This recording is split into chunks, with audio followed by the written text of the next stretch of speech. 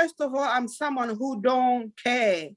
Like, I don't care what people think of me. I don't care what people say of me. I care about what I'm doing and where I'm going. Do you know? Because during the lockdown, you know that I lost the baby. And when I lost my baby, I went to give birth and I lost the baby. But what happened when someone loses a baby, you know, the process of grief, when it comes to grief, the grief comes in phases. Yeah. So when it comes in phases, like in the beginning, you be in disbelief, like you can't believe what's happening, like you can't believe what you're trying to process, everything that's happened to you. And then the second phase, comes that sadness when you start feeling sorry about yourself and you start asking questions like, what happened, all of those things. And then the third phase that comes is anger. And when the anger comes, you are angry about yourself. You are angry with the world. You are angry with everybody. And when you get to the anger phase, that's when you lose everyone around you. Because if you have people around you that are not strong enough to pick you up at that time, you lose friends, you lose family. Because when friends come around you, they won't know what to talk to you because you're angry all the time, because you're very sensitive and you're trying to wear like a shell and protect yourself. And when people don't get that, you're going to lose people, you're going to lose friends, and that's stigma. When it comes to African people, we have a lot of stigmas that comes, and people that'll be talking about you, or look at what happened to her, it must be something that she did. But no, it's not just something you did. It can happen to anyone. Like, it can, I've had very straightforward pregnancies. I've given birth 7 times before. Like, literally, when I'm pregnant, I don't vomit, I don't spit, I never get sick. My labors are like an hour and the baby will be out. But on my 8th baby, it was hell. I nearly died. I'm telling you, Amy, I nearly died. Obviously, I'm still alive now to look after my other kids, but the baby's gone. It was very difficult. Until now, I've never, ever personally heard of any stigma or people talking. But then the thing is, even if people talk, so what? You think about yourself, because people will always talk. If you're doing good, people will talk. You're doing bad, people will talk. You give birth, you go through something, you lose a business, people will talk. People will talk. So all I'll say, first of all, you cover your ears. But if you have something traumatic that happened to you, you need to open up. You don't think about stigma. Don't think, because at the end of the day, your true friends, your true family, when you're going through hard times. So even if you're going through, whether it's a rape, whether you lose someone, whether you lose money, the people that will stick there with you, those are the real people in your life. If you find that people abandon you because you've been growing through a very difficult time, then those are the people to keep away from your life, and keep those that support you.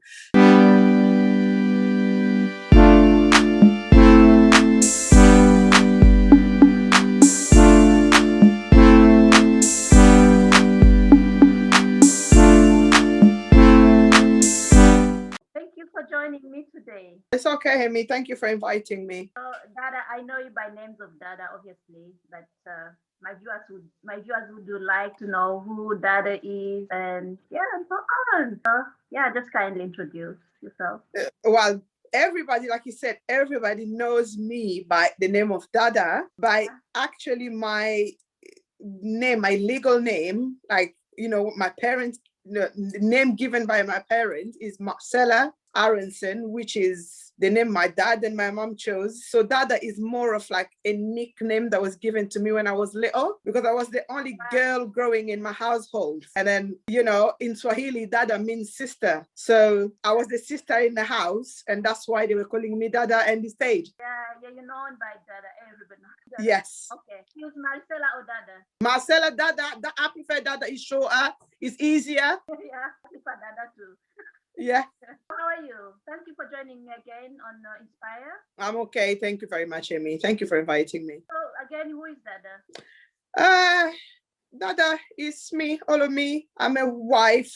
I'm a mom. I'm a mom of 14. And on the 14, I have, well, I've had 8 biological children myself. And then the 6 other children, which are my husband's children from a previous marriage. So altogether, I have 14, and I have 8 biological of mine. I've lost 1, and I have 7 left now. You are such an incredible woman. I've met. Thank you. God bless you, Dada. So, mothers of 14 children. How has it been really, like, been all struggling with homeschooling? I have only 3, but it was like, oh my God. Tell me, how has it been, like, really for All I can say is like, this lockdown has been very, very challenging, especially for someone like me, because in my house, I have 7 children with me between the age of 16 to 1-year-old.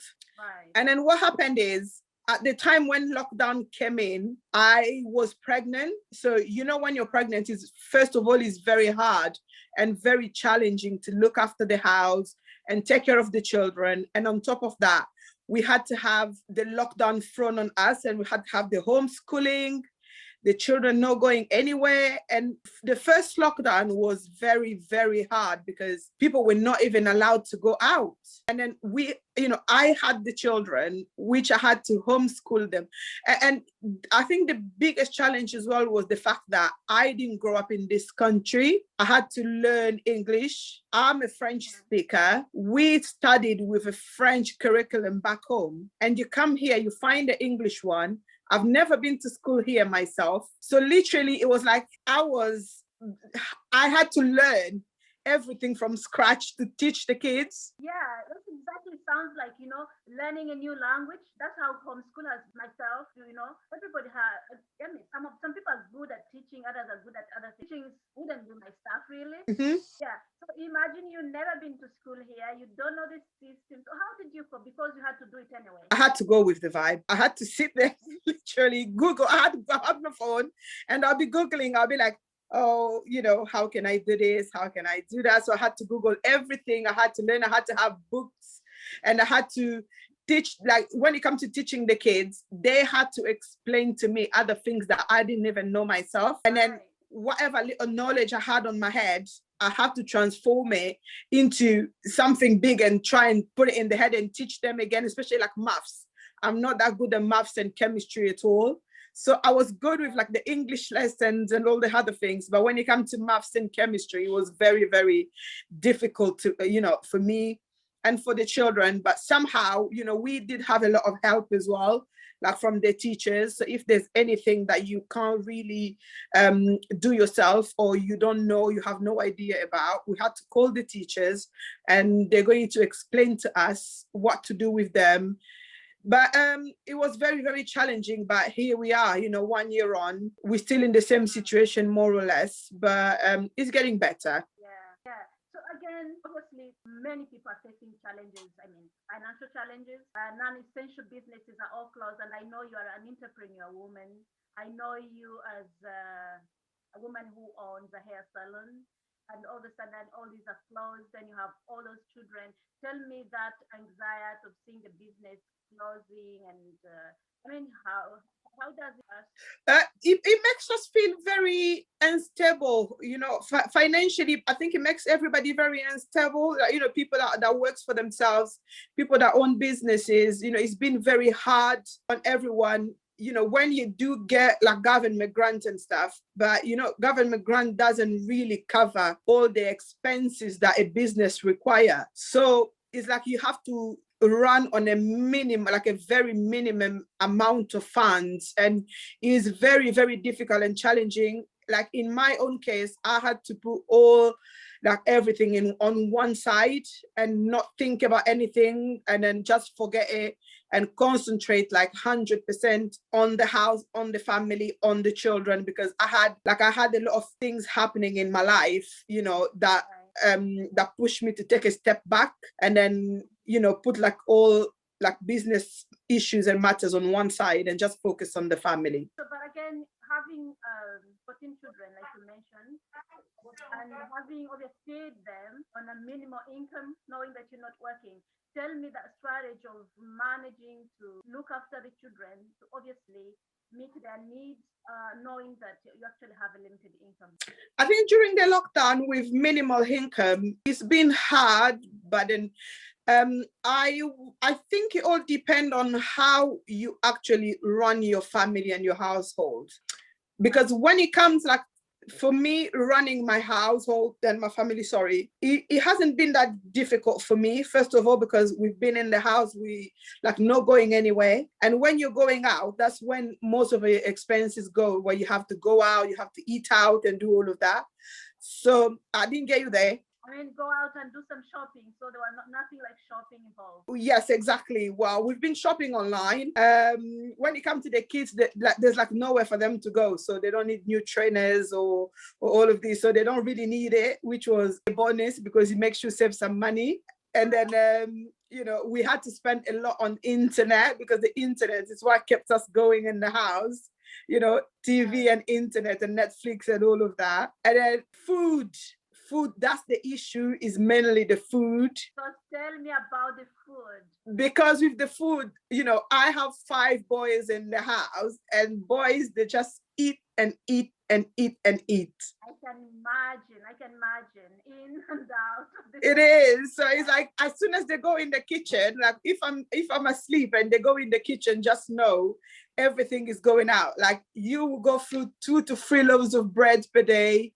There'll be 2 bottles of milk that will go, and juice, all of that. So I had to adapt with spending as less as I can and cooking as much as I can. Right. So what I did is, the first thing I do think, like with when it comes to food and stuff, I always advise people to invest on yourself, try and learn and cook, because when you can cook, you can make wonders with the cheapest cut of meat, with the cheapest vegetables, and you can be able to manage and create tasty food that your family will enjoy. So like in my case, I had to buy when I buy a lot of cheap meat, but then I feed my kids well, and my kids are not fussy with food at all. Like when they're little, I teach them how to eat anything I give them. What do you mean cheap meat?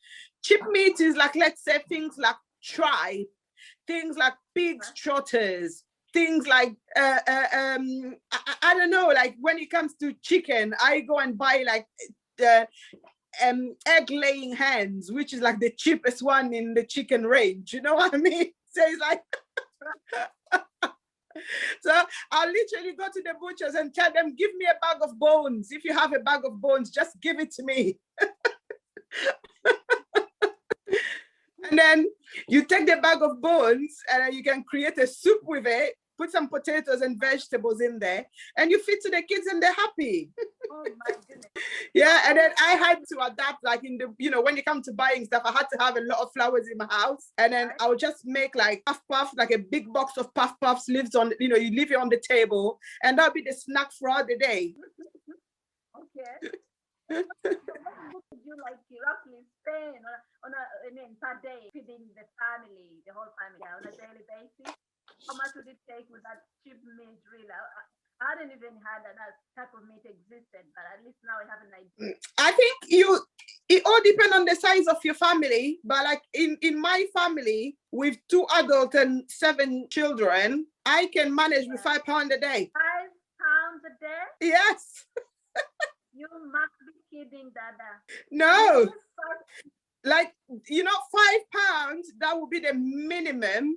Like the minimum I'll spend will be £5 a day, literally. And then I don't think I'll even get to 10. I'll get to £10 if I want something like special, but I will manage with £5 a day. So you bought that cheap meat. What else? Are they going to eat the cheap day and then that's it? Yes, they'll eat cheap meats, like they'll eat noodles. I can make them a noodle stir fry, which if you go to Aldi, a pack of noodles is like 45p. And then those are like really nice ready-made noodles, and you buy them, get some vegetables, and then my kids are not even into eating like that much meat, so I can just make a stir fry with vegetables and they'll eat. So that, like I'm saying, if you have fussy children, like fussy eaters, that's when you're going to find it challenging. But if your family is not that fussy, I definitely think that you'll be able to cope. A very important tip for most, families. Like, oh, how are we gonna prepare? It's too expensive, so you don't have to go hungry. At least you know what to buy, you know how to Mm-hmm. prepare. Mm-hmm. Yeah, that's a great tip, Dada. Yes, definitely. So hopefully, I'm sure if people go on like YouTube and check those channels, they have a lot of tips and like cooking, how to cook on the cheap. There's loads of them. I used to watch a lot of those videos, like how to cook on the cheap, how to find cheap cut of meat, how to do all of that. And when I was back home, I grew up on the countryside, and then on the countryside, I like learn how to, like those survival skills that you don't really learn if you're a city girl. So I had to learn them. And when you learn those skills, you carry them with you in your life and it helps you later. Because at the time, I didn't see how important it was. But like now, I can actually see that, oh, okay, those things that I learned when I was little, I can actually use them now as I'm a mother and look after my own children. And then I find that another good tip as well is to buy food, like a big stock. If you have money, you buy a big stock of food and keep in the house. Like things like dry rice, oil, sugar, salt. You can have like sardines, like those canned food. A lot of things, just keep them in the house, because when you have them, then your daily spending will be on the minimum, because you might only need maybe just a few stuff that you might need, like a few fresh stuff. But when you have like canned tomatoes, oil, rice, I don't know, semolina, flour, all of those things in the house, you don't spend as much daily than you would spend if you have to go and buy food every day. Wow, I like those tips. At least I've learned so much from you today. Dealing it with this situation differently, and you've also gone through it just like all of us did. But obviously some people go to an extent of consulting their GPs because they are going through a lot of anxieties and depression or fear. But how are you managing? Because I know you passed it through, you had a hard time, and you managed to look after yourself, look after your family, and here you are. How did you cope? Again, this comes with our African culture, especially on women. Sometimes when we're going through hard time, when we can't even afford certain things, we play heroes. We don't talk about it. So how are you managing? How did you manage in a way that Dada is here and she's strong and looking after her family, her 12 children, and she's managing and she's able to advise us? I didn't manage well at all, Amy.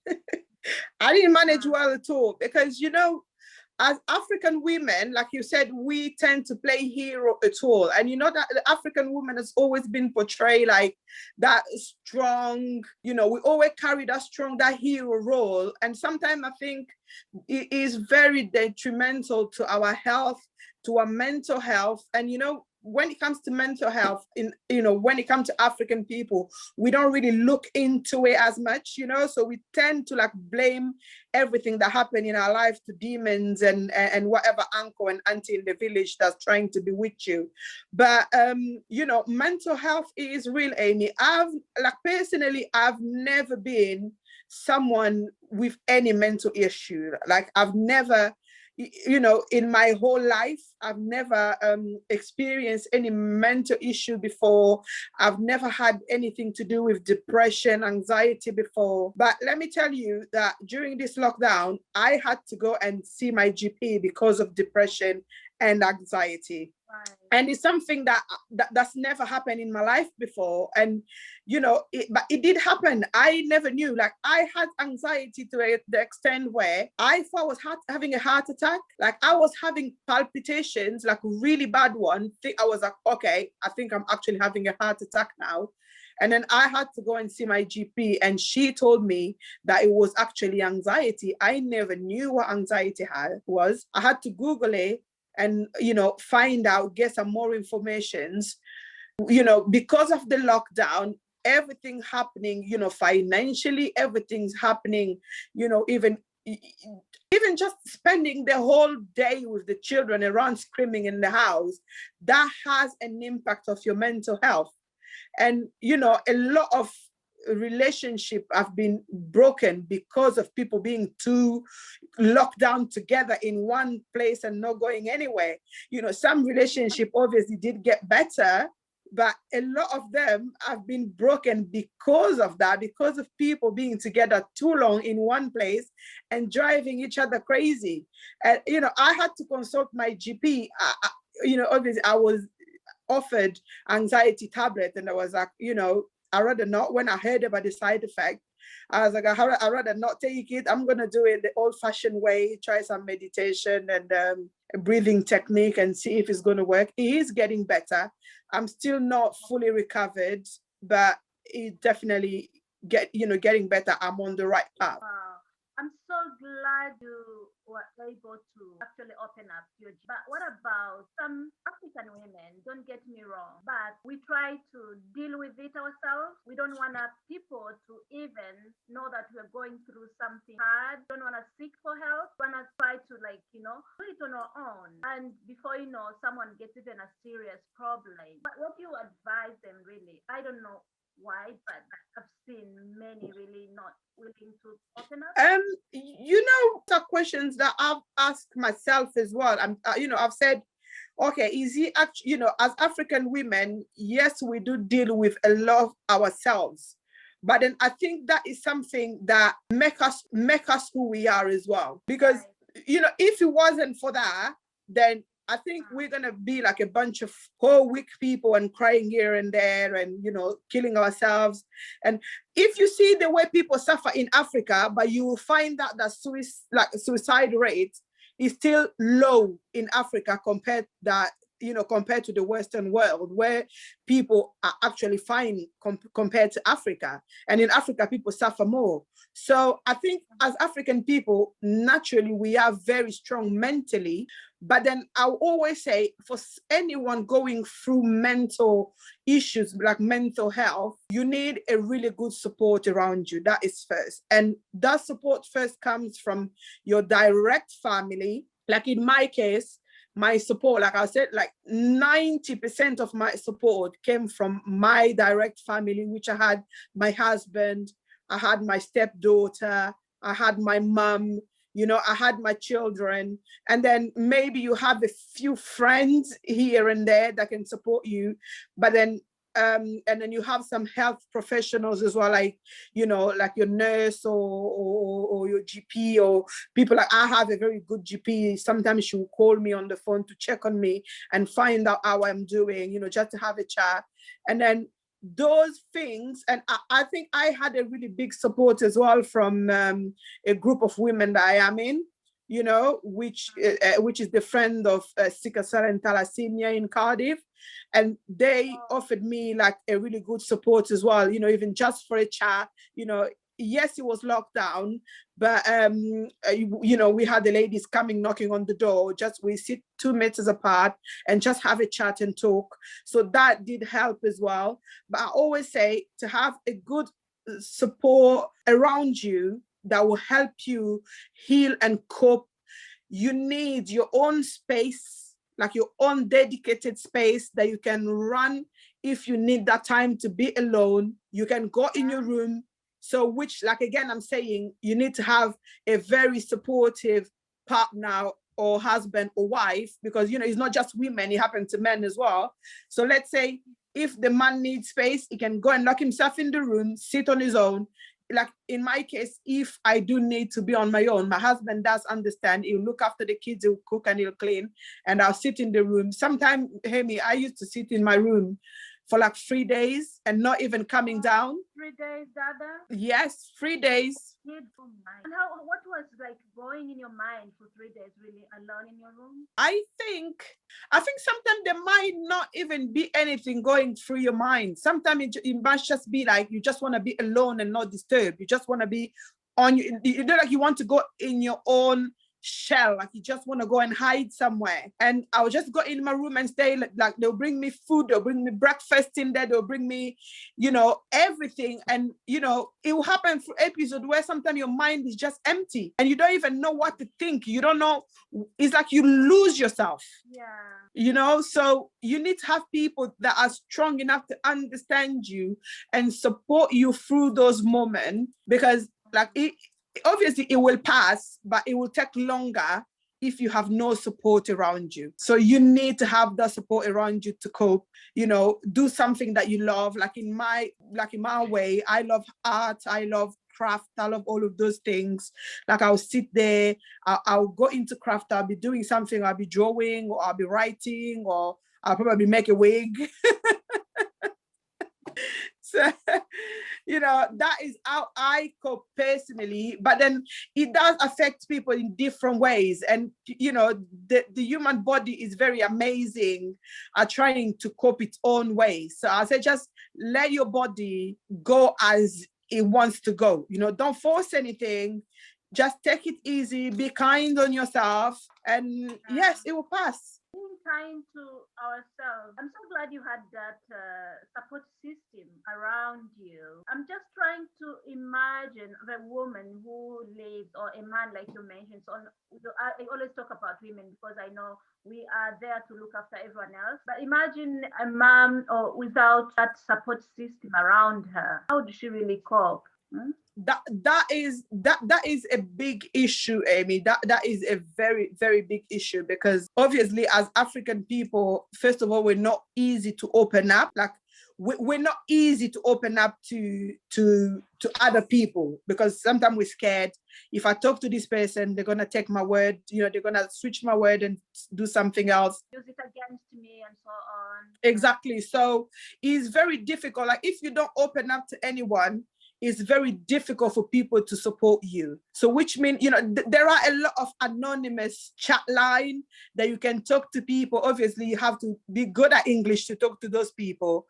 But even if there's not, I definitely do think like every community, depending on which language you speak, should have like a support system to support each other. I know it's a very hard thing when it comes to the African community to get together and have those type of support. But I do think like it's very important to try and support each other. Like in my case, I am from Congo, and in our Congolese community, we have not such support system that can support people going through depression or through grief or through anxiety, through mental health. There's not. I had to get support from like other, still Black community, but other other community people. I got support from a group in America. I got support from a group here, like in London, and like I said, from the sickle cell and thalassemia group as well. They did help me a lot, and but definitely we need a system to support those people, and we need people to open up and talk about it. Like in my case, yes, I had people had to talk about, but I had to act very, very strong. Like I can be in my room, I will be crying. And then when I come downstairs, I have to act like the normal mom that my children knows. And the thing is, when you're trying to act normal, but then you're not, it drains you, like it exhausts you, and you get even more depressed and you get more tired because you're trying to act normal. So people need to open up, and people need to be kind and support each other. Yeah, this really reminds me of a story of this person. She was also trying to act normal, like nothing happened.